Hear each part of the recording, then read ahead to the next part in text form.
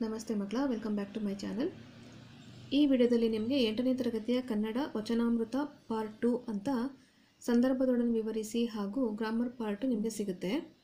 ಇದೇ ಪಾಠದ ಪಾರ್ಟ್ 1 ಸಹ ನಾನು ಈಗಾಗಲೇ ಅಪ್ಲೋಡ್ ಮಾಡಿದ್ದೇನೆ. ಅದರಲ್ಲಿ ನಿಮಗೆ ಕೃತಿಕಾರರ ಪರಿಚಯ ಹಾಗೂ ಪ್ರಶ್ನೋತ್ತರಗಳು ಸಿಗುತ್ತೆ ಮಕ್ಕಳ. ಓಕೆನಾ? ದಯವಿಟ್ಟು ಅದನ್ನು ಸಹ ನೀವು ರೆಫರ್ ಮಾಡಿ.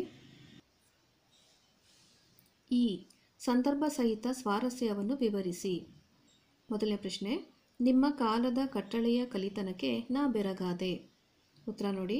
ಆಯ್ಕೆ: ಈ ವಾಕ್ಯವನ್ನು ಎಂ ಕಲಬುರ್ಗಿರವರು ಸಂಪಾದಿಸಿರುವ ಸಮಗ್ರ ವಚನ ಸಂಪುಟ ಕೃತಿಯಿಂದ ಆರಿಸಲಾದ ವಚನಾಮೃತದಿಂದ ಆರಿಸಿಕೊಳ್ಳಲಾಗಿದೆ. ಸಂದರ್ಭ: ವಿವಿಧ ಯುಗಗಳ ಕಾಲಘಟ್ಟಗಳಲ್ಲಿ ಗುರುಗಳು ಶಿಷ್ಯರಿಗೆ ನೀಡುತ್ತಿದ್ದ ಶಿಕ್ಷಣದ ಬಗೆಯನ್ನು ವರ್ಣಿಸುವ ಸಂದರ್ಭದಲ್ಲಿ ಅಲ್ಲಮಪ್ರಭು ಈ ಮಾತನ್ನು ಹೇಳಿದ್ದಾರೆ.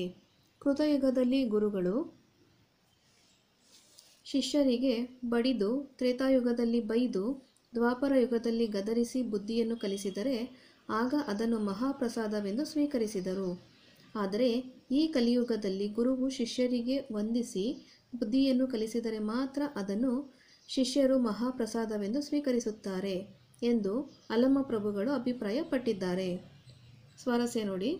ಕಾಲದಿಂದ ಕಾಲಕ್ಕೆ ಗುರುವಿನ ಬಗ್ಗೆ ಶಿಷ್ಯರಿಗಿರುವ ಗೌರವ ಭಾವನೆ ಕ್ಷೀಣಿಸುತ್ತಿರುವುದು ಹಾಗೂ ಶಿಷ್ಯರಲ್ಲಿ ನೈತಿಕ ಮಟ್ಟ ಕುಸಿದಿರುವುದನ್ನು ಸ್ವಾರಸ್ಯಪೂರ್ಣವಾಗಿ ವರ್ಣಿಸಲಾಗಿದೆ. ಮುಂದಿನ ಪ್ರಶ್ನೆ ನೋಡಿ. ನಾಮವನ್ನೊತ್ತುಕೊಂಡು ತಿರುಗುವ ಗಾವಿಲರ ಮುಖವ ನೋಡಲಾಗದು. ಉತ್ತರ: ಆಯ್ಕೆ: ಈ ವಾಕ್ಯವನ್ನು ಎಂ ಕಲಬುರ್ಗಿ ಅವರು ಸಂಪಾದಿಸಿರುವ ಸಮಗ್ರ ವಚನ ಸಂಪುಟ ಕೃತಿಯಿಂದ ಆರಿಸಲಾದ ವಚನಾಮೃತದಿಂದ ಆರಿಸಿಕೊಳ್ಳಲಾಗಿದೆ. ಸಂದರ್ಭ: ಈ ಮಾತನ್ನು ಅಮಗೆ ರಾಯಮ್ಮನವರು ಸಮಾಜದಲ್ಲಿ ನಾನು ಎಲ್ಲವನ್ನೂ ಬಲ್ಲೆ, ಭಕ್ತ ಎಂದು ಹೇಳುವ ಬುದ್ಧಿಹೀನರನ್ನು ಕುರಿತು ಈ ಮೇಲಿನ ಮಾತನ್ನು ಹೇಳಿರುತ್ತಾರೆ. ಕೆಲವರು ಅರಿವು, ಆಚಾರ, ಸಮ್ಯಜ್ಞಾನವನ್ನು ಅರಿಯದೆ ಹಣೆಯ ಮೇಲೆ ನಾಮವನ್ನು ಹಾಕಿಕೊಂಡು ತಿರುಗುವುದರ ಮೂಲಕ ಭಗವಂತನ ಸಾಕ್ಷಾತ್ಕಾರದ ಬಗ್ಗೆ ಸುಳ್ಳು ಹೇಳಿ ಮೋಸ ಮಾಡುತ್ತಾರೆ. ಅಂತಹವರ ಮುಖವನ್ನು ನೋಡಲು ಇಷ್ಟವಿಲ್ಲ ಎಂದು ಹೇಳಿದ್ದಾರೆ. ಸ್ವಾರಸ್ಯ ನೋಡಿ. ಹುಟ್ಟುಗುಣ ಸುಟ್ಟರೂ ಹೋಗುವುದಿಲ್ಲ ಎಂಬುದನ್ನು ಇಲ್ಲಿ ಸ್ವಾರಸ್ಯಕರವಾಗಿ ಹೇಳಿರುತ್ತಾರೆ. ಮುಂದಿನ ಪ್ರಶ್ನೆ, ಜಂಗಮ ಮುಂದೆ ನಿಂತಿದ್ದರೂ ಹಂಗು ಅರಿಯಬೇಕು. ಉತ್ತರ: ಆಯ್ಕೆ: ಈ ವಾಕ್ಯವನ್ನು ಎಂ ಕಲಬುರ್ಗಿ ಅವರು ಸಂಪಾದಿಸಿರುವ ಸಮಗ್ರ ವಚನ ಸಂಪುಟ ಕೃತಿಯಿಂದ ಆರಿಸಲಾದ ಆಯ್ದಕ್ಕಿ ಮಾರಯ್ಯ ಅವರ ವಚನದಿಂದ ಆರಿಸಿಕೊಳ್ಳಲಾಗಿದೆ.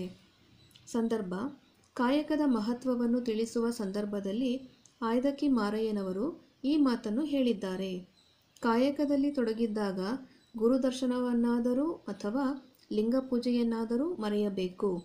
ಜಂಗಮ ಮುಂದೆ ನಿಂತಿದ್ದರೂ ಮೊದಲು ಕಾಯಕಕ್ಕೆ ಮಹತ್ವ ನೀಡಬೇಕು. ಕಾಯಕವೇ ಕೈಲಾಸ ಎಂದು ಭಾವಿಸಿ ದೇವರಿಗಿಂತ ಕಾಯಕಕ್ಕೆ ಮೊದಲ ಪ್ರಾಶಸ್ತ್ಯ ನೀಡಬೇಕೆಂದು ಆಯ್ದಕ್ಕಿ ಮಾರಯ್ಯನು ಕಾಯಕದ ಮಹತ್ವವನ್ನು ತಿಳಿಸಿದ್ದಾನೆ. ಸ್ವಾರಸ್ಯ ನೋಡಿ. ಕಾಯಕ ಎಂದರೆ ಕೆಲಸ. ಇಲ್ಲಿ ಕೆಲಸವೇ ದೇವರು ಎಂದು ಪ್ರತಿಪಾದಿಸಿರುವುದು ಸ್ವಾರಸ್ಯಪೂರ್ಣವಾಗಿದೆ. ಮುಂದಿನ ಪ್ರಶ್ನೆ, ಕಾಯಕವೇ ಪ್ರಸಾದ, ಕಾಯಕ ಮಾಡಿ ಸಲಹಿದರು. ಉತ್ತರ ನೋಡಿ. ಆಯ್ಕೆ ಬಂದು ಈ ವಾಕ್ಯವನ್ನು ಎಂ ಕಲಬುರ್ಗಿ ಅವರು ಸಂಪಾದಿಸಿರುವ ಸಮಗ್ರ ವಚನ ಸಂಪುಟ ಕೃತಿಯಿಂದ ಆರಿಸಲಾದ ವಚನಾಮೃತದಿಂದ ಆರಿಸಿಕೊಳ್ಳಲಾಗಿದೆ.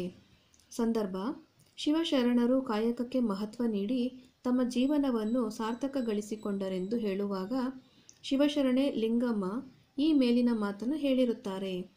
ಶಿವಶರಣರು ಜೀವನವೆಂಬ ಪಾಠಶಾಲೆಯಲ್ಲಿ ಅರಿಷಡ್ವರ್ಗಗಳನ್ನು ನಿಗ್ರಹಿಸಿ ತಮ್ಮ ಕಾಯಕದ ಮೂಲಕ ದೇವರನ್ನು ಕಾಣುತ್ತಾ ಕಾಯಕದ ಮೂಲಕ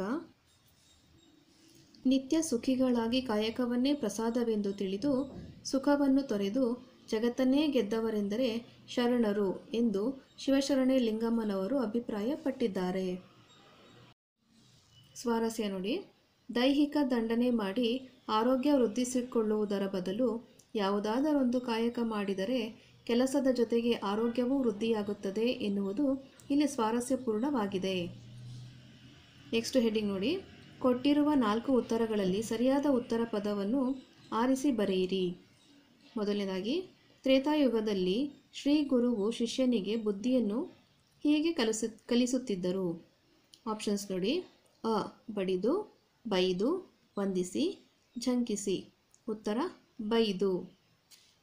ಎರಡನೇ ಪ್ರಶ್ನೆ, ಆಯ್ದಕ್ಕಿ ಮಾರಯ್ಯನ ಅಂಕಿತನಾಮ? ಆಪ್ಷನ್ಸ್ ನೋಡಿ. ಗುಹೇಶ್ವರ, ಅಮುಗೇಶ್ವರ, ಅಮರೇಶ್ವರ ಲಿಂಗ, ಅಪ್ಪಣ್ಣ ಪ್ರಿಯ. ಉತ್ತರ ಅಮುಗೇಶ್ವರ. ಮುಂದಿನ ಪ್ರಶ್ನೆ, ಕೋಗಿಲೆ ಪದದ ತದ್ಭವ ರೂಪ? ಆಪ್ಷನ್ಸ್ ನೋಡಿ. ಕೋಕಿಲ, ಸಂಕಿಲ, ಕೋಕಿಲೆ, ಕೋಕಿಲ. ಉತ್ತರ ಬಂದು ಕೋಕಿಲ. ಮುಂದಿನ ಪ್ರಶ್ನೆ, ಜಂಗಮ ಪದದ ವಿರುದ್ಧಾರ್ಥಕ ಪದ? ಆಪ್ಷನ್ಸ್ ನೋಡಿ. ವಿರಕ್ತಿ, ವಿದ್ವಾಂಸ, ಗುರು, ಸ್ಥಾವರ. ಉತ್ತರ ಬಂದು ಸ್ಥಾವರ. ಮುಂದಿನ ಪ್ರಶ್ನೆ ನೋಡಿ. ತನುವ ಕರಗಿಸಿ ಕಾಯ ಮರುಗಿಸಿ ವಿದ್ಯೆಯನ್ನು ಕಲಿತಿಹೆ ಎನ್ನುವವರು? ಆಪ್ಷನ್ಸ್ ನೋಡಿ. ಶಿವಶರಣರು, ಬುದ್ಧಿಹೀನರು, ಸಾಮಾನ್ಯರು, ವಿದ್ಯಾರ್ಥಿಗಳು. ಉತ್ತರ ಬುದ್ಧಿಹೀನರು. ನೆಕ್ಸ್ಟ್ ಹೆಡಿಂಗ್ ನೋಡಿ. ಗುಂಪಿಗೆ ಸೇರದ ಪದಗಳನ್ನು ಆಯ್ದು ಬರೆಯಿರಿ. ಮೊದಲನೇದಾಗಿ ಆನೆ, ಗಜ, ಹಯ, ಕರಿ. ಉತ್ತರ ಹಯ. ಎರಡನೇ ಪ್ರಶ್ನೆ, ಬಸವಣ್ಣ, ಕನಕದಾಸರು, ಅಲ್ಲಮಪ್ರಭು, ಅಮುಗೆ ರಾಯಮ್ಮ. ಉತ್ತರ ಬಂದು ಕನಕದಾಸರು. ಓಕೆ. ಮುಂದಿನ ಪ್ರಶ್ನೆ, ಕಾಮ, ಕ್ರೋಧ, ಧನ, ಲೋಭ. ಉತ್ತರ ಧನ.